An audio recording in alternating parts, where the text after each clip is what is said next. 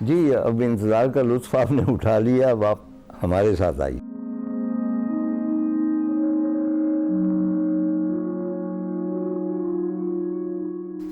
یہ قصے تھے 1952 کے، بعد میں بھی اس طرح کے ایکسچینج ہوئے، یعنی 5 سال کے بعد اگر ہم اتنے دوست ہو سکتے ہیں، اتنا بھول سکتے ہیں، تو اب تو 75 سال ہونے کو ہے، پون صدی کو۔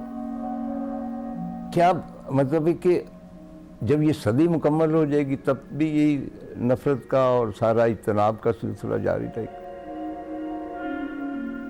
میں سمجھتا ہوں کہ کچھ نہ کچھ تو ہونا چاہیے، اور اس کی ایک مثال میں آپ کو دینا چاہتا ہوں۔ میرا بیٹا تھا ویتنام ایمبیسی میں، میں اس کو ملنے گیا مطلب کافی دنوں کے لیے۔ ویتنام میرا فیورٹ تھا، ملک تھا، اور پوری تاریخ میں جو ہیومن ہسٹری ہے کوئی اتنا چھوٹا سا ملک نہیں ہے، کم وسائل والا غریب ملک، جس نے اس عہد کی اتنی سپر پاورز کو شکست دی ہو، شکست فاش دی ہو۔ مطلب فرانسیسیوں کو جس طرح انہوں نے پچھاڑا ہے ڈین بین فو کی بیٹل میں، جنرل گیاپ ان کا تھا کمانڈر ان چیف، اور پھر جس طرح امریکن نکلے وہ آپ جانتے ہیں۔ تو میں بہت دلچسپی رکھتا تھا، اور ویتنام وار جو تھی وہ ہم یہ سمجھتے تھے کہ یہ ہمارے لیے لڑی جا رہی، تمام تھرڈ ورلڈ کے ملکوں کے بہاف پہ ویتنام جو ہے ایک سپر پاور کے خلاف کھڑا ہوا ہے، ہماری جنگ ہے۔ تو میں جب وہاں پہ گیا، پہلے بھی مجھے معلوم یہ ہوا کہ بھئی اس وقت ویتنام کا سب سے بڑا سپورٹر، حلیف، اور وہاں انویسٹر جو ہے وہ امریکہ ہے، اور ویتنامیز پرائرٹی دیتے ہیں امریکہ کو۔ اب یہ میرے لیے بڑی حیرت کی بات تھی، چنانچہ میں نے مختلف ویتنامیز سے بات کی کہ بھئی 16 لاکھ ویتنامیز مارے گئے آپ کی جنگ میں، 65,000 فوجی ان کے بھی مارے گئے، لیکن پورے ملک پہ انہوں نے نیپام چلا کے جلا کے رکھ دیا۔ اب بھی جو بچے پیدا ہوتے ہیں وہ ایجنٹ جو ہے وہ پتہ نہیں کیا ہوتا ہے، وہ خاص کیمیکل، اس کی وجہ سے وہ ڈیفارم اب بھی پیدا ہوتے ہیں۔ تو آپ نے کس طرح دوستی کر لی امریکہ کے ساتھ، اپنے سب سے بڑے دشمن کے ساتھ؟ تو اکثر نے جواب یہ دیا کہ دیکھیں یہ جنگیں جن کا آپ حوالہ دے رہے ہیں یہ ہمارے باپ دادا نے جیتی، بات ختم ہو گئی، وہ جنگیں ہم نے جیت لیں۔ ان کی تفصیل یہاں جتنے میوزیم ہیں، 8-10 میوزیم ہیں، وار میوزیم ہینوئی میں، ان میں ہے۔ اب ہم نے ان کی تو داستان نہیں دہراتے جانا، ان پہ ہی تو فخر کرتے نہیں جانا، ہم نے آگے دیکھنا ہے، ہم نے مستقبل کی جانب دیکھنا ہے۔ چنانچہ مستقبل میں اگر امریکہ ہماری مدد کرتا ہے، ہمارا سب سے بڑا حلیف ہوتا ہے، تو ہم اپنی دشمنی بھول جاتے ہیں۔ تو شاید یہ بات میں گورنمنٹوں کے نہیں کر رہا، اہل اقتدار اور طرح سوچتے ہیں، میں یہ عوام کے لیے کر رہا ہوں، کیونکہ عوام کی سطح پہ آئی ایم شیور، اور بہت سارے لوگ گواہی دیں گے، وہ بٹرنس نہیں ہے جو بتائی جاتی ہے کہ ہمارے درمیان موجود ہے۔ ہمارے منیر نیازی نے کہا تھا کس دا دوست سی کس دا نہیں سی، اے گلاں ہن کرن دیاں نہیں، ویلے لنگے توبہ والے راتاں ہو کے پرندیاں نہیں، ایک انج بھی راواں اوکھیاں سن، ایک گل وچ غم دا توق بھی سی، ایک شہر دے لوگ بھی ظالم سن، ایک مینوں مرن دا شوق بھی سی۔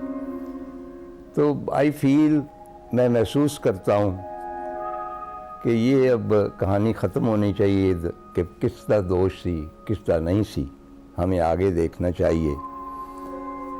بالکل آخر میں گلزار جی کا شکر گزار ہوں کہ وہ اردو گھسا پٹا محاورہ ہے کہ انہوں نے 4 چاند لگا دیے ہمارے پروگرام کو، 4 نہیں، انہوں نے بہت سارے چاند لگائے ہیں، کئی چاند تھے سر آسماں، ایک چاند ان کی ہدایت کاری کا، ایک ان کی شاعری کا، ایک میگا کا، ایک ان کے نفیس سفید ڈریس کا، اس اینک کا جس کے تھرو وہ دنیا کو دیکھتے ہیں، اور ایک دینے سے محبت کا، اور ایک ہم سب سے جو محبت کرتے ہیں اس کا چاند، اور وہ جو کاندھے کا تل ہے اس کا چاند، اور تھوڑا سا جو میرا تھوڑا سا سامان پڑا ہے اس کا، اور ایک پکھراج کا چاند۔ गुलजार साहब। आपने कहा कि 4 चांद तो आपकी मौजूदगी से लग जाते हैं जिस महफिल में भी आप जाएं। हाँ, 4.25 अगर मेरे आने से होते हैं तो मैं हाजिर हूँ। आपने तकसीम का जिक्र किया, पार्टीशन की बात की। मैं सिर्फ इतना ही कह सकता हूँ कि वो अज़ाब हमने सह लिए, हम गुजर गए उनसे।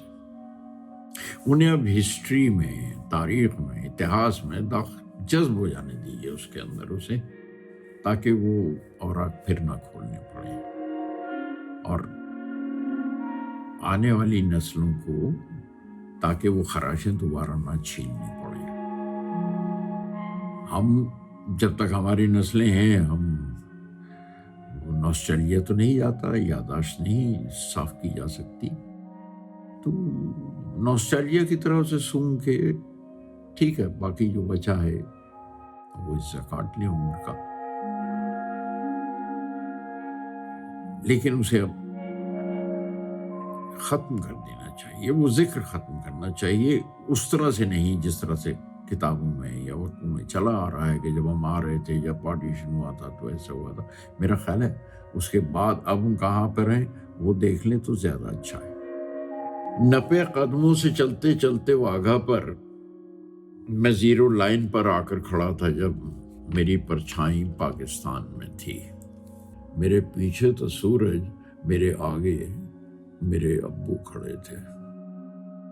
मुझे देखा, छड़ी टेकी जमीन पर, मुस्कुराए और बोले, वहां जब मट्टी छोड़ी थी मैं अपने घर चला आया था पुन्नी, मुझे उम्मीद थी तुम आओगे पुन्नी, कि मेरे अंत की तुमको खबर पहुंची नहीं थी, यकीन था आओगे मुझको विदा करने। बस एक वक्फा थिएटर के रह गया, छड़ी को खटखटाया फिर जमीन पर, बढ़ाकर हाथ बोले, चलो दीना चलेंगे। बहुत छोटा सा कस्बा था कभी वो, वहां सब गाड़ियां रुकती नहीं थी।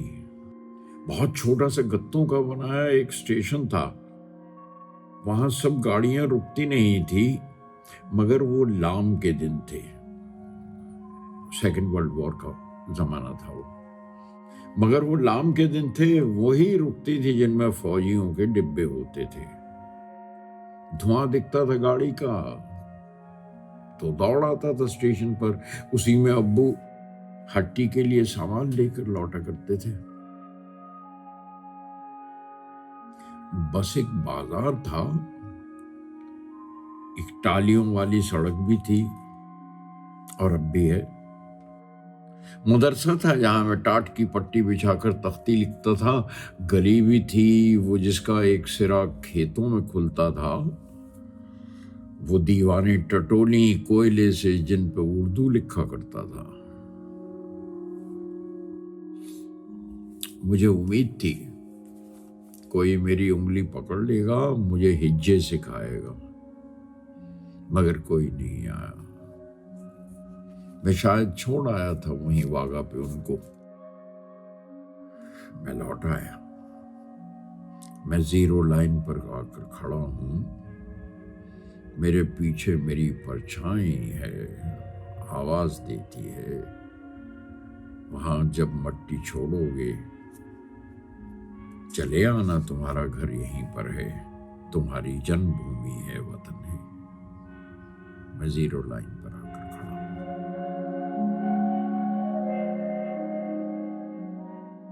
नूरजहां ना होती, उनके गीत ना होते तो मेरी ज़िंदगी कितनी बेकैफ होती। नूरजहां का मौजू ऐसा है कि मैं 13-14 एपिसोड कर सकता हूँ। अब बॉम्बे की पब्लिक के लिए ये जो रिदम थी और जो लोच था आवाज़ में और जो थोड़ी सी आवारगी थी, वो इसके आदी नहीं थे। दे वर रियली अमेज्ड। कंगी तेरे खीसे विच बोतल तू सवारना है, सानू भी तू चारना है। कहेंगे नूरजहां ने वो पेन लिया, साइन करने लगी तो थोड़ी सी झिझक के बाद कहने लगी, कंवर जी ये पैसे तो हो गए गायकी दे, ते आधे पैसे कितने ने?